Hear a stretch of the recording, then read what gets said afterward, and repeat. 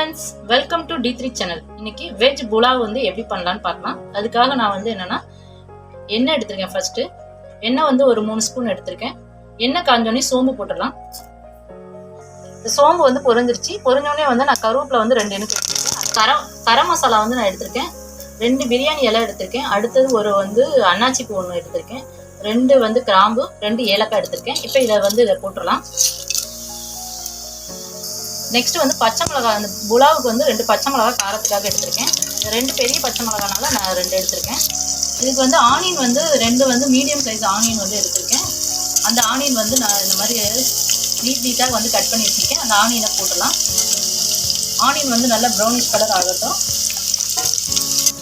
Onion வந்து நல்லா colour change ஆயிடுச்சுங்க. நெக்ஸ்ட் வந்து என்னென்னா இஞ்சி பூண்டு பேஸ்ட் வந்து 2 ஸ்பூன் எடுத்திருக்கேங்க. நான் இஞ்சி பூண்டு பேஸ்ட்டு தாங்க இதுக்கு வந்து நல்லா வந்து டேஸ்ட் கொடுக்கும். அதனால இஞ்சி பூண்டு கொஞ்சம் காரமாக எடுத்துக்கோங்க. இதில் நான் வந்து என்னென்னா சின்ன பூண்டு வந்து 2, இஞ்சி பூண்டு வந்து கொஞ்சம் மீடியம் சைஸில் உள்ள ஒரு இஞ்சி பூண்டு எடுத்திருக்கேங்க. நெக்ஸ்ட் வந்து இஞ்சி பூண்டு பேஸ்ட்டுக்கு அப்புறம் என்ன பண்ணுறோன்னா தக்காளி வந்து 3 தக்காளி வந்து இதுக்கு நான் எடுத்திருக்கேங்க. 3 தக்காளி இந்த மாதிரி ஸ்லைஸ் பண்ணி வச்சுருக்கேன். தக்காளி வந்து ரொம்ப அதிகமாக எடுத்துக்க வேண்டாம், ஏன்னா டேஸ்ட் வந்து வேறு மாதிரி இருக்கும்.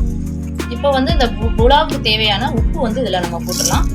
உப்பு போட்டு தக்காளி நல்லா வதங்கட்டும். இப்போ வந்து தக்காளி வந்து வதங்கிடுச்சுங்க. இப்போ இதுக்கு இந்த புலாவ் பண்ணுறதுக்காக நான் என்ன பண்ணியிருக்கேன்னா ஒரு 1/4 கிலோ அளவுக்கு பட்டாணி எடுத்து தோல் வச்சு எடுத்து வச்சுருக்கேங்க. இதை நான் வேக வைக்கல, அப்படியே தாங்க போடுறேன். போட்டு இதை வந்து என்ன பண்ணோம்னா நல்லா வந்து ஒரு 5 மினிட்ஸ் வந்து நல்லா வந்து வதக்கிக்கலாங்க. ஸோ வதக்கினா அதிலே வந்து நமக்கு வந்து என்னென்னா பாதி வேக்காடு வந்து வெந்துடும்.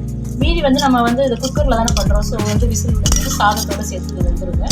இப்போ இதோட வந்து நான் வந்து இதில் பட்டாணி மட்டும் யூஸ் பண்ணியிருக்கேன். உங்களுக்கு வேணும்னா வந்து கேரட் போட்டுக்கலாம், இல்லை உருளைக்கிழங்கு போட்டுக்கலாம். 2மே வந்து தோல் சீவி இதில் வந்து ஸ்லைஸ் பண்ணி போட்டுருவாங்க. இப்போ பட்டாணி வந்து நல்லா வந்து ஒரு 10 மினிட்ஸ் வந்து நம்ம என்ன பண்ணோம்னா அந்த தக்காளியோடையே நல்லா வந்து வதக்கி விட்டுறாங்க. ஸோ வதக்கும் போது வந்து என்னென்னா ஓரளவுக்கு வெந்துருங்க. இதில் வந்து என்ன பண்ணுறேன்னா இந்த புலாவுக்கு வந்து நான் என்ன பண்ணுறேன்னா தேங்காய் பால் எடுத்து கொஞ்சம் ஆட் பண்ணுறேங்க. இதில் மெஷர்மெண்ட் ரைஸ் வந்து எந்த இதில் எடுத்துருக்கோமோ அதுக்கு டபுளாக வந்து தண்ணி ஊற்றிக்கோங்க. ஏன்னா இதில் வந்து நான் என்னென்னா பாஸ்மதி ரைஸ் யூஸ் பண்ணுறேன், வீட்டில் யூஸ் பண்ணுற சாப்பாட்டு அரிசி தான் யூஸ் பண்ணுறேன்.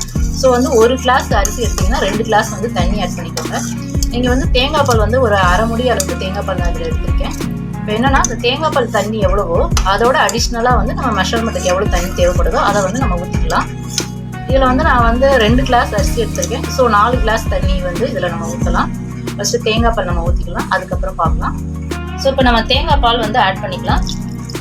இப்போ தேங்காய் பால் வந்து நீங்கள் எவ்வளோ ஊற்றுறீங்களோ அதுக்கு பேலன்ஸ்க்கு வந்து தண்ணி ஊற்றிக்கோங்க. 1 கிளாஸ் அரிசிக்கு 2 கிளாஸ் அளவுக்கு தண்ணி எடுத்துக்கோங்க. இது சாப்பாட்டு ரைஸ்னால இந்த ரேஷியோ. இப்போ தண்ணி ஊற்றிட்டேங்க. தண்ணி வந்து நல்லா கொதிக்கட்டும். தண்ணி கொதிச்ச உடனே என்னென்னா அரிசி போடலாம். நான் ஆல்ரெடி வந்து அரிசி வந்து ஒரு 1/2 அன் ஹவர் வந்து நான் கழுவி ஊற வச்சு வச்சுருக்கேங்க.